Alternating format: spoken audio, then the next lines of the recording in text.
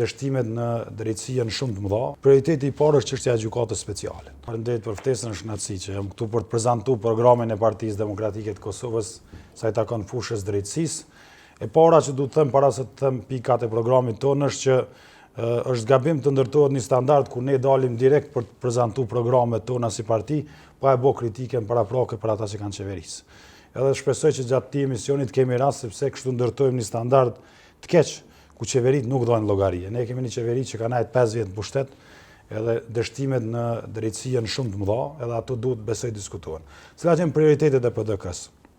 Programin tonë për drejtësi, prioriteti i parë është çështja e gjykatës speciale. Ne do të miratojmë një rezolutë në Kuvendin e Kosovës, me cilën do të kërkojmë që procesin hakt kthehet në binар normal të një procesi drejt.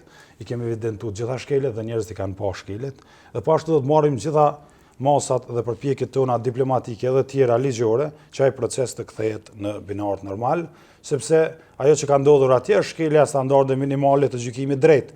Mbajtja 5 vjet në parapurgim, marrja prova përmes shërbimit sekret. Moszbatimi i parimeve themelore drejtësisë, që është rasti i parimit të zbatimit ligjit më të butë. Ndërkaq sa i përket gjyqësorit brenda Kosovës, ne do të rrisim numrin e gjyqtarëve, do të rrisim numrin e prokurorëve, do të rrisim numrin e bashkëpunëtorëve profesional dhe do ta digitalizojmë sistemin e drejtësisë, ashtu që të ketë sistem më efikas i cili arrin të zgjidh këto lanë të grumbulluara ndër vite, të cilat janë më mira.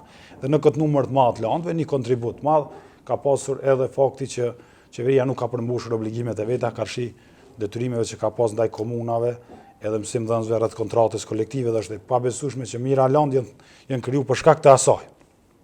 Kjo më besoj do të ndihmoj që sistemi i drejtësisë të jetë më efikas. Digitalizimi është një fenomen global sot.